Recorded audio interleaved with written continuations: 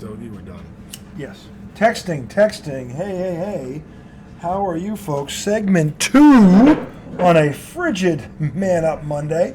That is the redoubtable one himself, Tom Izzo, the highly questionable one, Arjun. That's your Segment 2, IDD. I don't disagree, for those of you in the know. We are going to start the first of two, because we're not going to pick the game tonight. But as you know, it is Super Bowl week. The teams have landed in the desert, and let the pregame hype begin. I feel like I already picked. Well, some people did, but but we're going to pick ours Wednesday night. But just a quick overview. Look, both teams were awesome, consistent all year long. Both 14-3. Both deserve to be here, as far as I'm concerned. All the other shit aside, they were great all year long. They were in the top 4 or 5 all year, both teams. So I'm not surprised they're here. This has got on paper, this is a very interesting matchup. You got two very talented quarterbacks going at it. 1v1. Yeah, 1v1.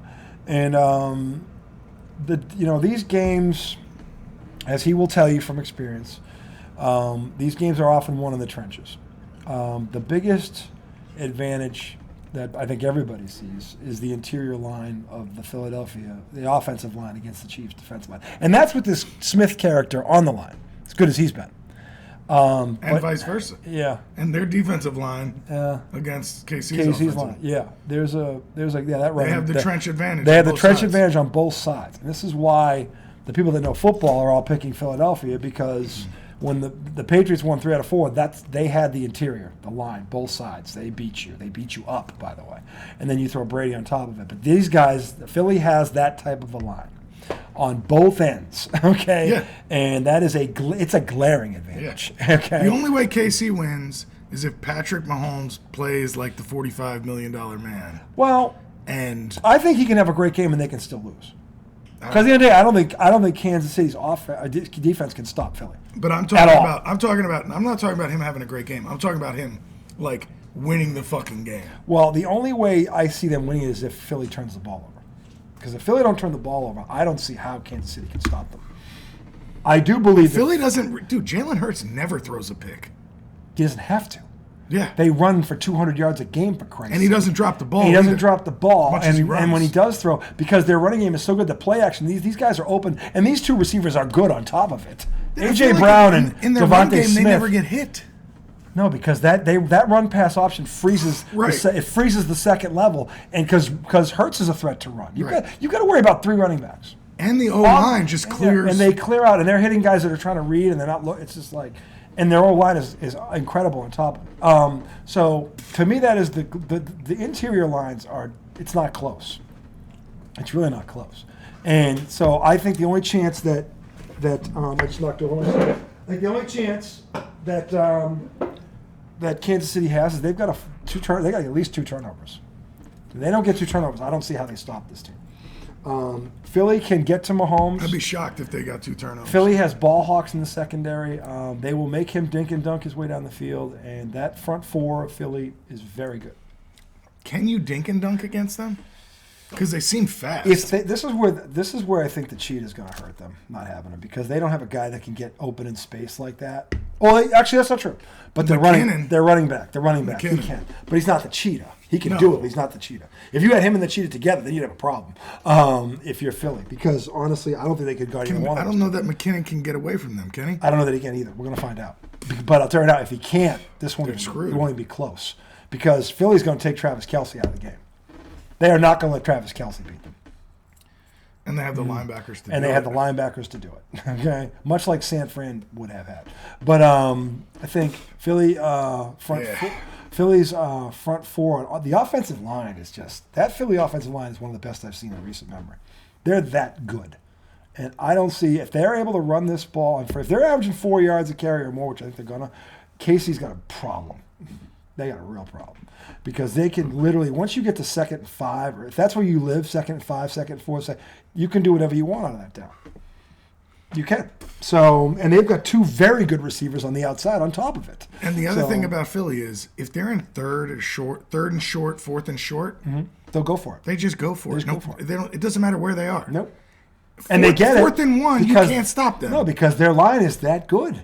Yeah, They've got the best line in football. They run like a triple option off of a You QB don't know sneak. who's getting the ball. Off a QB sneak, they run like Remember that three sweep different they ran? plays. That sweep they ran against that? Against the Giants. Yeah, against the Giants too. When everybody thought they were came going up to the inside. line, like everybody's crashing in, and they go boop. Yep, they just audible the line. Okay, boom, and you couldn't. They're quick to the outside. They got two good backs. Oh, you thought we were going over the top? Yeah, I mean, We'll go 20 yards down the. We will get into that more in depth on Wednesday night. But to me, that's where this game is going to be won, the line, and that's where Philly gets a check across the board on both sides. So that's why Mahomes has to be unbelievable for them to win. He's going to have to score. If they have 10 possessions, he's going to have to score on at least 7 of them. Because if he doesn't score on 7 of them, they can't. I don't think KC can stop this offense. I don't. They've got to score 30 points. They have to score over 30. They have to. And I think Philly can hold them to 21. Yeah. Philly's scoring at least 30. They will. Yeah, they will. I mean, they're going to have to do something. The problem is they don't have the cornerbacks to do this where you can put 6 in the box and go one-on-one on the outside. KC doesn't have a shutdown corner. That's the problem. So you can't play that style. They got a bunch of rookie corners, don't they? Yeah, they do. And they've done pretty well, but not against this. They ain't seen this. But Jamar Chase was a good test. But the thing is, like, that was, I mean, T. Higgins, those two, they're good test. Yeah, this is a very good test. In fact, they're better. But the bottom line that unit as a whole is not the Eagles unit. No, they don't run the way the Eagles. Right. That's what I'm saying. The reason they're going to be harder is because you don't know what's coming. With Cincinnati, you knew what was coming. Right. You don't know what's coming with Philly because they can literally run the ball for 200 yards on you. You don't know what's coming. So those cornerbacks are going to have to peek into the backfield, and that's where they're going to get in trouble. And even when you do know what's coming, that offensive line says, well, we're going this way. We're going to just run you over anyway because they can literally mow you down. Dude, Jason Kelsey had a one-arm pancake against the Giants. He lifted must have been a backup lineman. I didn't even – he lifted him off the ground and slammed him down. Yeah. A D tackle. Yeah. I mean, I really think – look, Mahomes, could throw for 300 yards and 3 scores, and they could lose 35-21. And with no turnovers, they could lose 35-21. Okay? And I got news for you. If they're going to – Philly's going to get at least 35 if they don't turn the ball over. But I know their defense is good enough to hold him to 21. So he could have a great game, and they can still lose by 2 touchdowns because Philly is that much better at the point of attack. But if they only score 21, I don't call that a great game. If they can't run the ball because Philly makes them one-dimensional, that's not his fault. I'm not saying it's his fault. I'm saying he's got to be, like, unreal. I think if you throw for 300 yards and 3 touchdowns in the Super Bowl, you played a really good game. And no turnovers? That's true. That's a really good game because that's not what people average in the Super Bowl. There's only one guy in the history of the Super Bowl that averaged more than 300 yards a game throwing it. It's Tom Brady. But, if they're able to have sustained drives where Philly is on the because when the Skins or the Commanders beat them, they held the ball.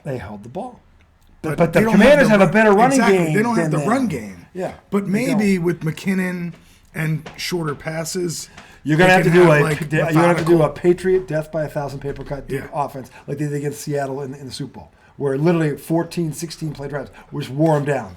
Always take what they give you. And it was literally 2 seconds, boom, the ball was out the front 4, couldn't get to Brady, and it was bang, bang. Brady in the fourth quarter against that team was 14 for 16 for 119 yards and 2 touchdowns.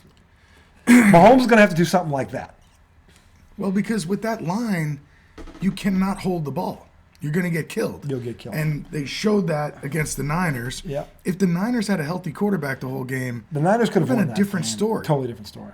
But that's such a big if because you might not have a healthy quarterback either. No. Against that line. No. Well, Mahomes the thing about it, he has got easily. 2 weeks. This ankle should be better. Now, is it going to be 100%? I don't think so. But it'll be a lot better than it was 2 weeks ago. I'll tell you that right now. And he didn't. But I'm saying they could really hurt him. It could. And then they really could. Henne. Yeah, they really could. And that linebacker, what's his name? Hassan Riddick, that dude? He's a bull in a china shop. End. Yeah, whatever he is. Travis Kelce, you're going to have to block, my friend. Because if you leave that dude one-on-one.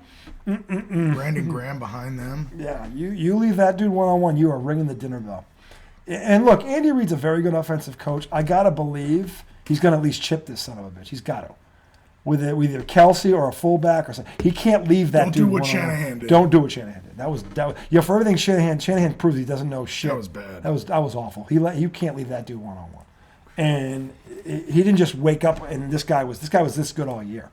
It shouldn't have been like, no, whatever. It's like when you play against Micah Parsons or Judon, you are double teaming him. It's just a given. You're not. There is not going to be a play where he doesn't get hit by 2 guys.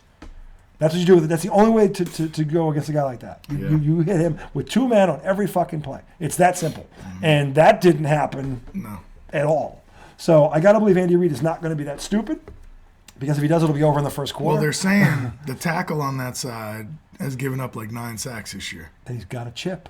They better. They got a chip. And leave a tight end. Travis Kelce is going to have to help. Or, because you can't just send the running back out there. It's got to be Kelce. Kelce's big enough to put this kid, and he's got to do it. Isaiah Pacheco could not chip that guy. Hell no. He'll eat him up. He's not Derrick Henry. No, he'll eat him up. And Pacheco's a good running back. Yeah, but he's tiny. Not big. He's not big. He's not going to pick up that dude on a blitz package. That's for shit sure. So anyway, we will break that down on Wednesday night. Break it down. We'll give you our scores, our predictions, and then we'll. Well, you know what we are going to talk about? We were talking about it off air. I don't know how many of you saw the Pro Bowl. The best part of the Pro Bowl was the ongoing brotherly rivalry between Peyton and Eli. That was true. That was funny. What was going on the field? Not so much. It was boring. The skills competition wasn't bad. I thought that was pretty cool. Dodgeball was funny. Yeah, well, that wasn't bad. But you can't. And I know why they're doing it. Oh yeah. Okay, but there's got to be a way to jazz this thing up, because it's just, you can't. First of all, 50 yards. Now it's like, why are you on a 50-yard field? Okay, you can't hit each other, but now you can't even run 100 yards. It's just like. But there's only 7 guys out there. This thing. And the center doesn't move. Yeah, you can't. And there's no blocking at all, right? Nobody blocks. No, there's no line. Yeah. So you have 7 guys, including the quarterback. Yeah. It's a 7-on-7. And the guy who's hiking it can't go out. And every now and then they can blitz. Yeah, it's a 7-on-7 drill. The blitz was weird. Basically, yeah, it's stupid. I mean, so it just. Jamar Chase dropped 3 passes, and I was like, I don't know. He doesn't care. How you jazz that up. I don't know. I think the key is jazzing up the side games. Maybe. Because to me, they were more fun. Yeah, they were. You know, they did like this. Did you see the catch competition? Yeah. I didn't watch it. That was cool. I saw clips of it. I saw that. That was cool. I mean, maybe that has potential if they're doing like really crazy catches.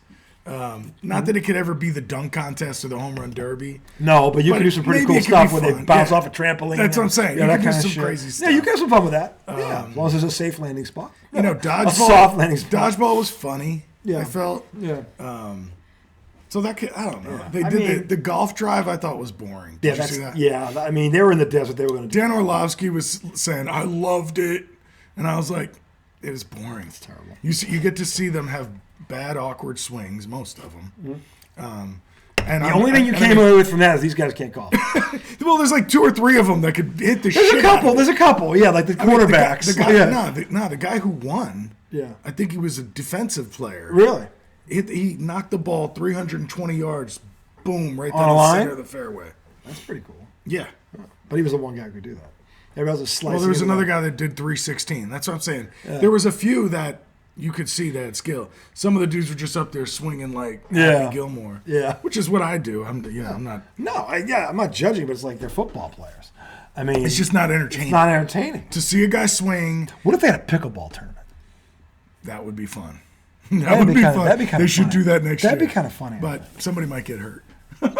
There is that. Oh, yeah. Think about torn ACLs and shit like that. Back and forth. Yeah, that happened to me. Yeah, happened to yours truly, by the way. Yeah. So, yeah, that can happen. Because those dudes will get all competitive. They will. But they're in shape. That shouldn't happen. They are. But, I mean. But that stopping and go. That's not linemen in particular. On the court. Yeah, you can't be doing it. Maybe receivers can get away with that or running backs, but not or defensive backs. That's why they like grass. Linemen, no.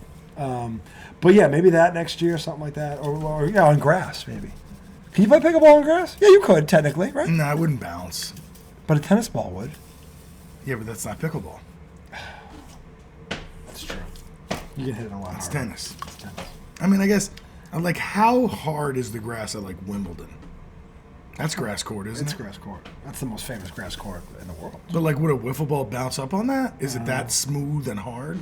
That's a good question. Or does it feel like my No, grass? it's not all You know lawn. No, it's not like Kovacs lawn, which is nice and shag and looks like it's got. What do you think it feels like? Does it feel like like a green at a golf course? It probably, when I keep my lawn really low, probably is like mine. Get the fuck out of here. Mine compared to yours? Wimbledon? No, mine's not as good as Wimbledon. I'm saying it probably feels like mine, but it's better.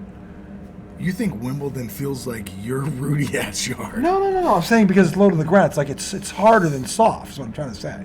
Because mine's hard. It's not soft. There's not a cushion there. I think it's harder. It's still grass technically, but it's harder. But it's not because it's all weeded out and all that three fucking. I would always argue I had the best 3 lawns in the whole fucking in the whole sack. You have the best 3 lawns. I had the best 3 lawns. And they're all on the front lawn. That's the thing. So anyway. You just shit yourself. What? I didn't shit myself. I did not shit myself. There was no. The fact that you just said you think Wimbledon feels like your. No, I was comparing in terms of. No, what I'm saying. Hysterical. That's not. I'm not. What I mean. Can't wait to ask the guys. What I'm saying. Whose yard do you think Wimbledon feels not like? In terms of what it looks like. Brian's? No. Or RJ's? It's not in terms of what it looks like, what it feels like. Because You think it's hard? Yeah. It's cut. You see how low that grass is? It's not as mine's harder, but I'm just saying it's still hard. It's hard because it's got to be. It's low cut. It's like manicured. It's almost like plastic. Like it's pristine. Like if you're gonna compete on it, that's the way it's got to be. So that's what I'm saying. Like, would a wiffle ball bounce on that? Because you don't see blades of grass. That's what I'm saying. I think it might. You think it might bounce? I think it might. I don't know for certain, but I think it might. Would that help with injuries?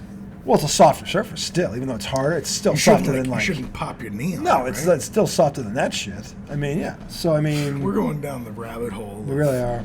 Pickleball and Wimbledon. Gonna jazz up that Pro Bowl weekend. Oh, Wimbledon. Oh, pickleball. Pickleball and Wimbledon. Pickledon, yeah. Pickledon, yeah. On my front lawn.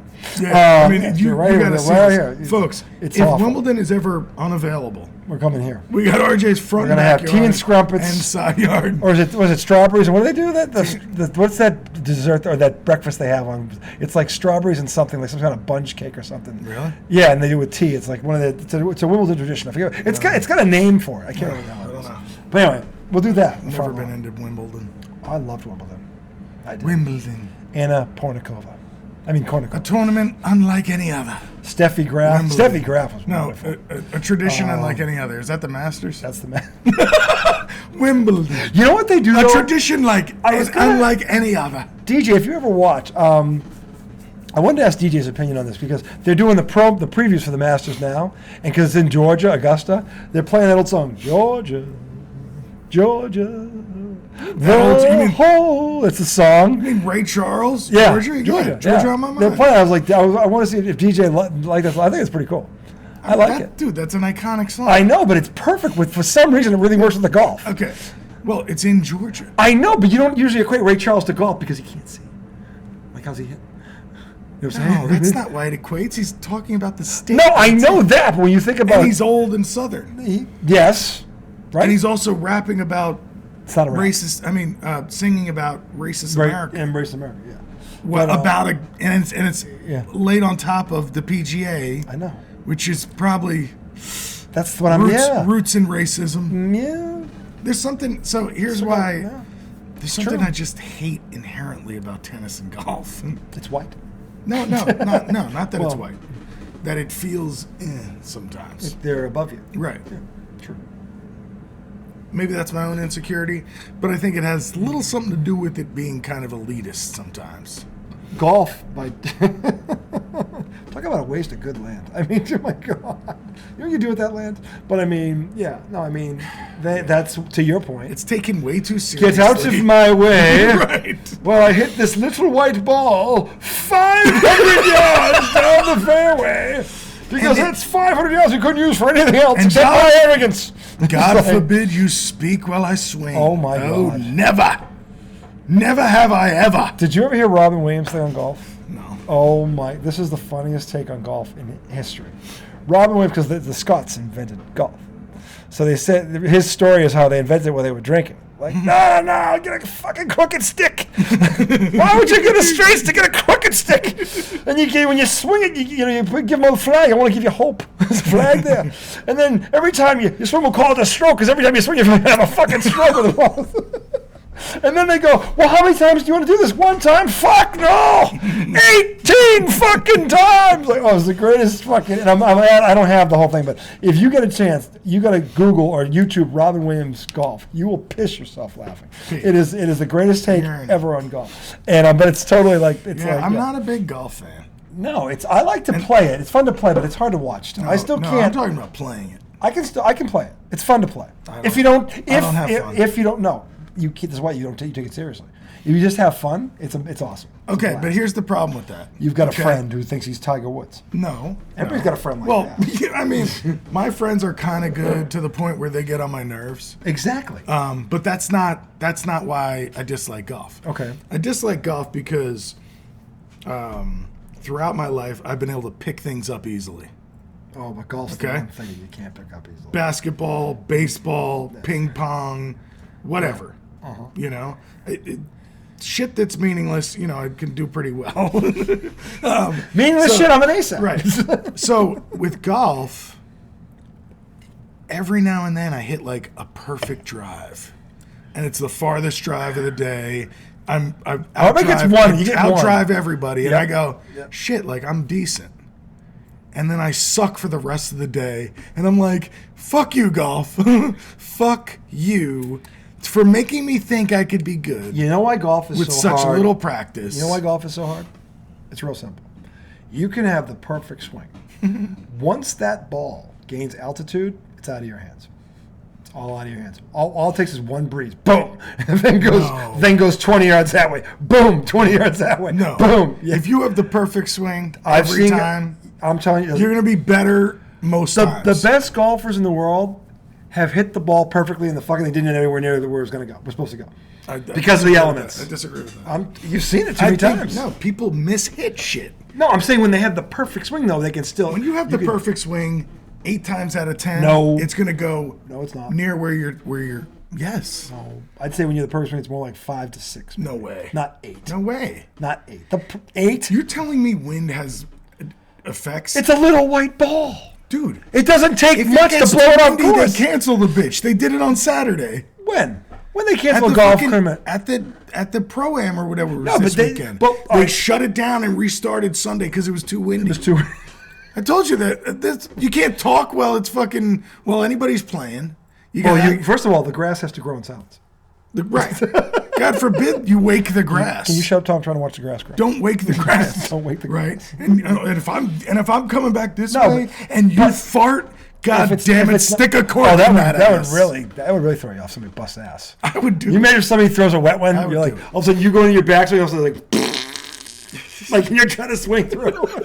You're probably like dropping the fucking. What the fuck, dude? Have you seen? Well, you probably. What did you eat? Have you seen any of the clips where they try to get people to back off of the tee by like making fun of them?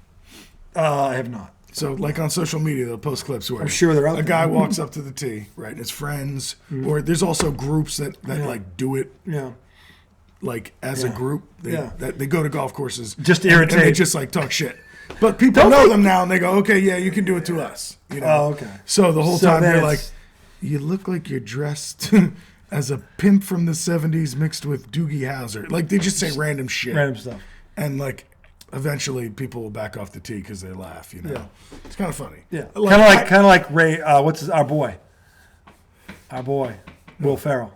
Can you imagine? Exactly. Can you imagine being on the 15th hole, right? And all of a sudden, like drunk Will Ferrell shows up because he's been playing just to try to make you to fuck with you, and you go to somebody, he's like, let the boy. He must learn. You gotta learn the way I learn, the way my daddy learned from his daddy. I feel it in my plums. If he said I feel my plums, I'd lose my shit. See, so I'd probably drop the stick if he said that. So if my friends played like that, I think I would love golf. Oh God, that'd be great. Like if I went with a group of guys who didn't take it seriously, they were like, look. Couldn't you see like some stoned fucking golf instructor going, I remember now, when you make sure in your backswing, you got to feel it in your plums. Yeah. You follow through. With the sun just dancing off. Glistening off him.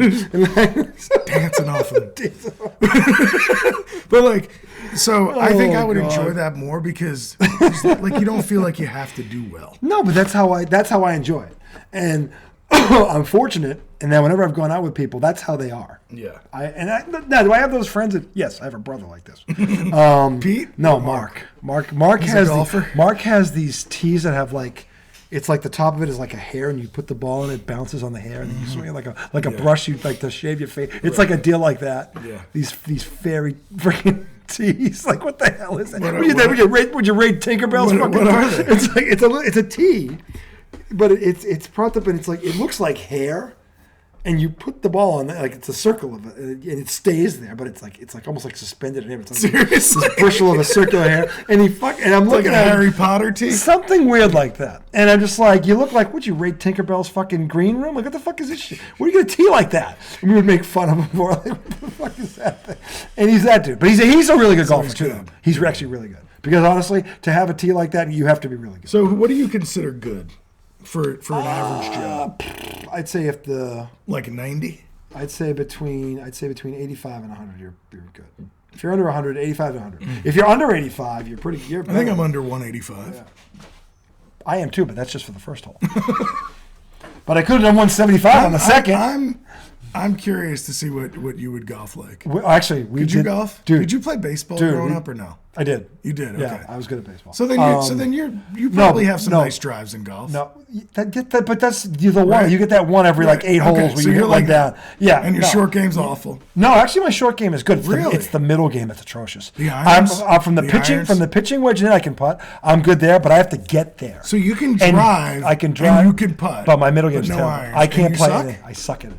I'm the worst in middle. I can't do anything. From off the tee to the sand wedges, I'm the worst golfer on earth. Oh, so your drives aren't that good.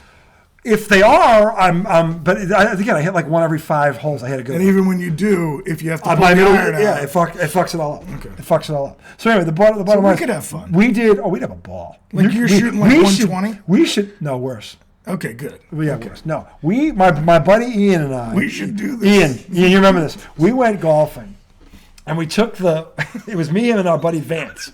This had to be the worst round of golf in the history of that golf course. So we decided that just for fun, we were going to keep score to see what happened. Now, of course, we're slamming beers on every hole, which is first of all, if you already suck and then you get drunk, it's not you good. you don't get any better. You get worse. So if you're shanking the ball right, by the 8th hole, you're missing the ball. We were drunk by the 8th hole, so we were just pounding them, and we kept playing. Should have been drunk sooner than dude. Well, we have a tolerance. Well, my 8th beer, I don't feel shit. I don't feel it. All of a sudden, bing. It's like, no, but the bottom line is, we get all the way through to the end. So we're sitting there in the 19th hole, and we're looking at our scores, and this is fucking hysterical. It's like one guy shot, I think Ian won. He was like 128. Vance was next at like 137. So y'all actually were honest. And then we honestly kept the score. And I was 141. Yeah, I was an 18 on 2. I was 141. So we have now. So what I did was you were basically now here's the doubling par. Here's the funny part. So we're having beers, we're getting apps and everything, and we're going to leave, and there's a quartet that's coming in.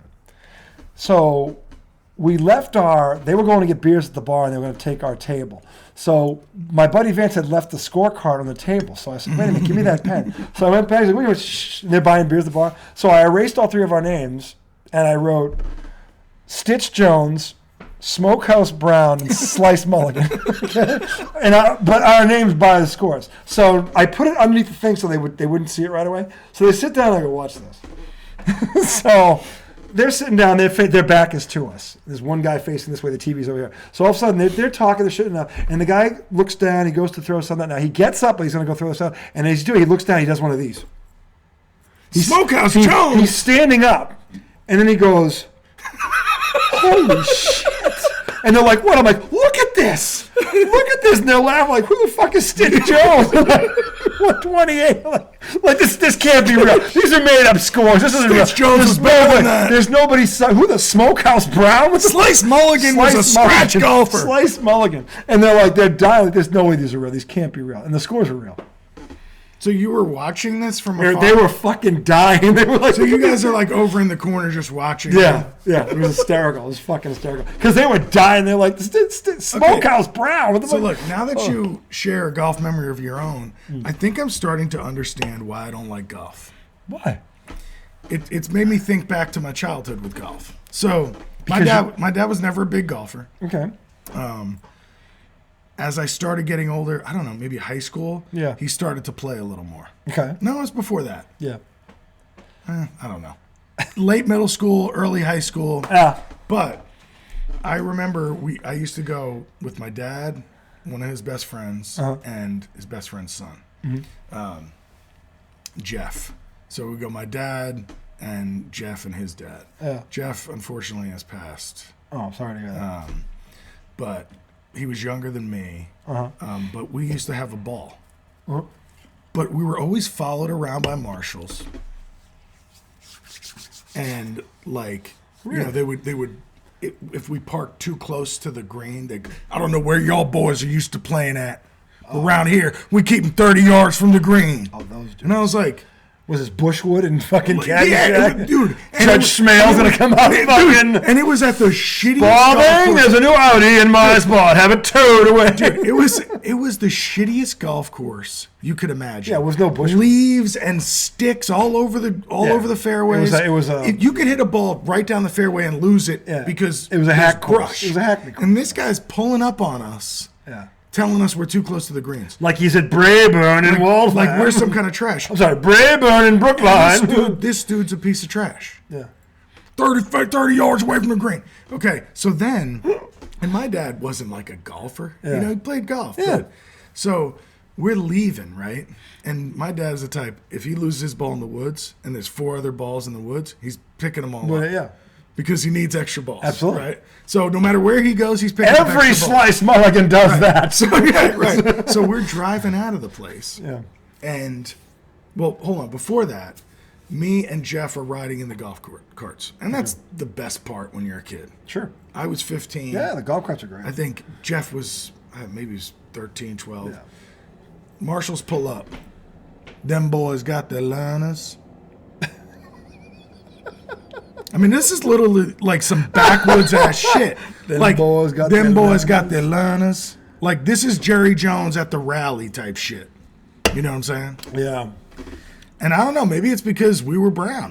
Me and my dad, they don't know what we are. Yeah. And I mean, literally, them boys got their learners. Now, Jeff did not have his learner's permit. Sure. I was 15. It's a golf cart. Right. So I said yes, but Jeff couldn't drive the cart anymore. Because they were fucking literally following us to different holes, complaining about shit we were doing. Where was this course? Y'all boys need to pick up speed. It was called Four Winds outside of Fredericksburg. They used to call it Four Weeds because it was a terrible course. Okay, so like my front lawn, four weeds. So after this has all happened, we're leaving. And as we're leaving along the road that leads off the course, my dad notices, holy shit, there's a bunch of there's balls on the side of the road. So we start stopping, jumping out of the car, grabbing the balls, drive up another 10 feet, jumping out. I fucking kid you not. The marshal, who's been following us, comes flying on his golf cart, because we're only going like 5-10 miles an hour. Yeah. Does a fucking James Bond like the Austin Martin one where he spins at the...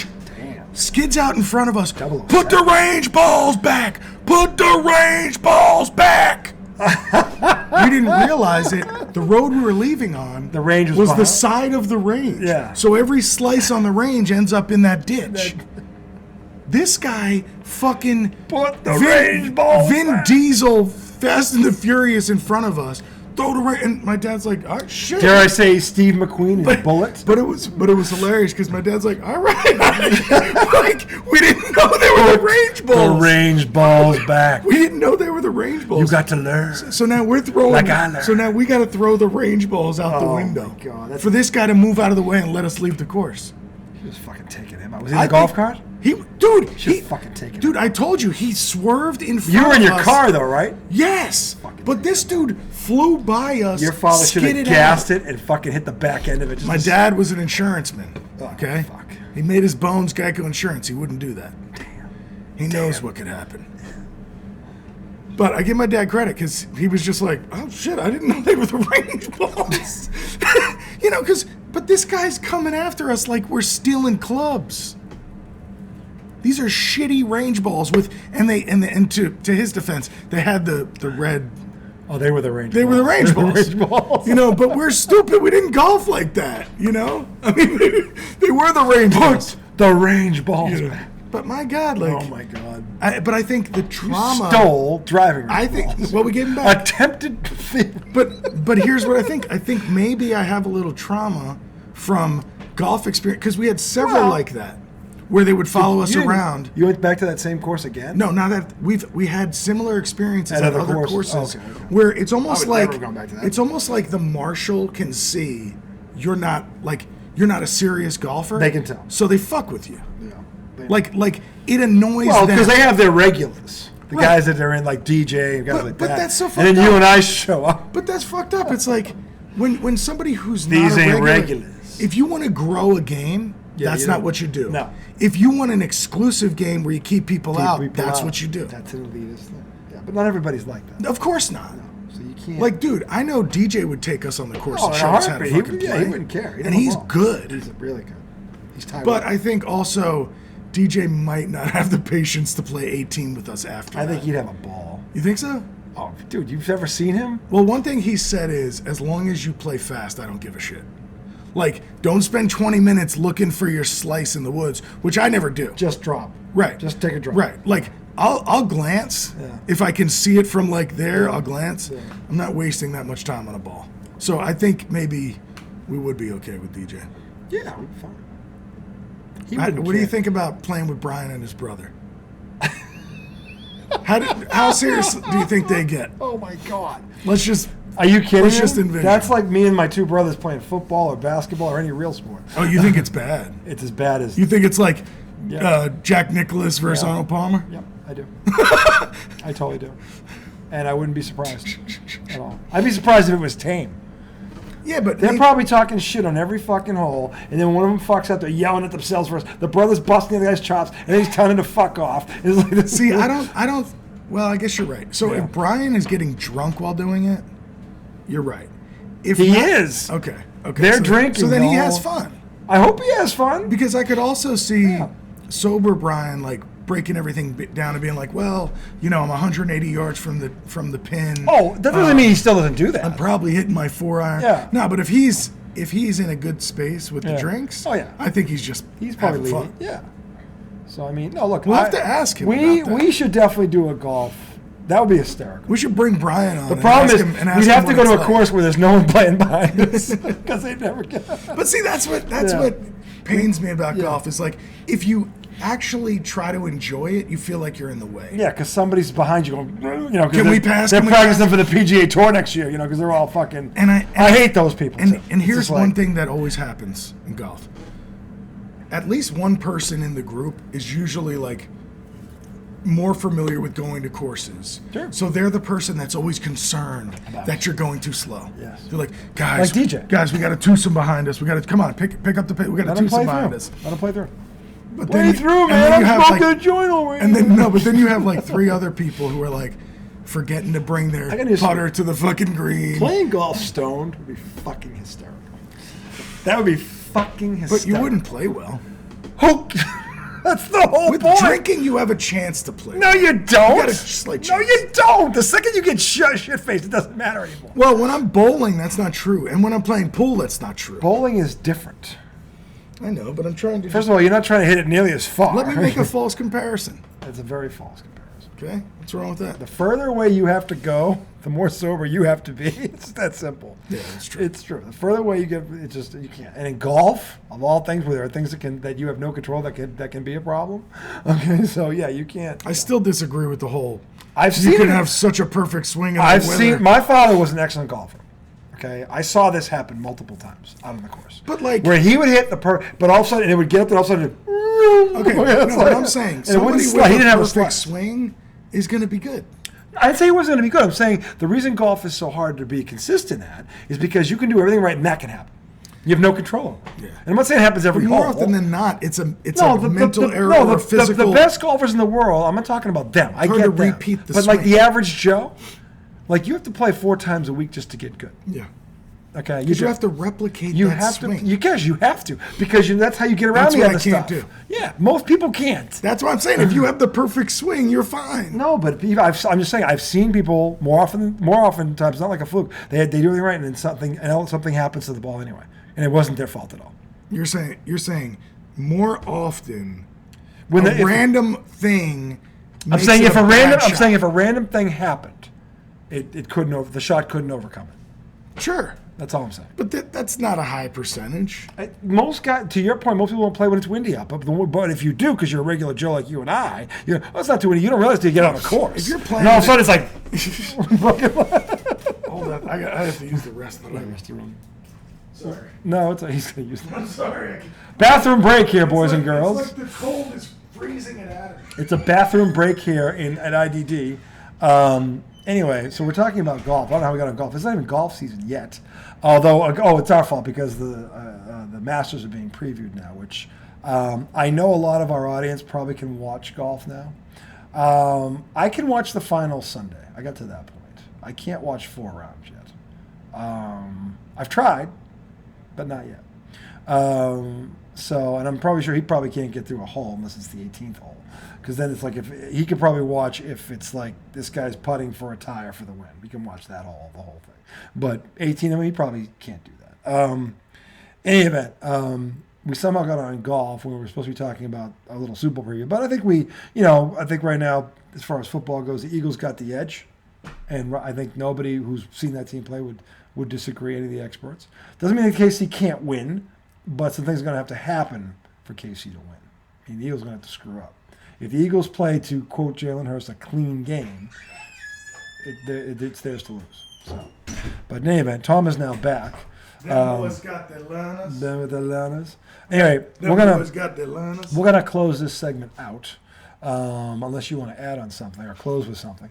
We'll be back Wednesday night. We will do a full preview of this game. We will give you our predictions, the scores, getting ready for Super Bowl Sunday. I know people are playing the cards and do all that stuff. And we did our pool at work already, put $20 a square. Yeah, $20 a square, big payout. So if you're doing that, good luck to you. But Wednesday, we will break this whole thing down. And then we will actually, in the second hour, we will talk a little college hoops because VCU is on a roll. And we'll see what's going on.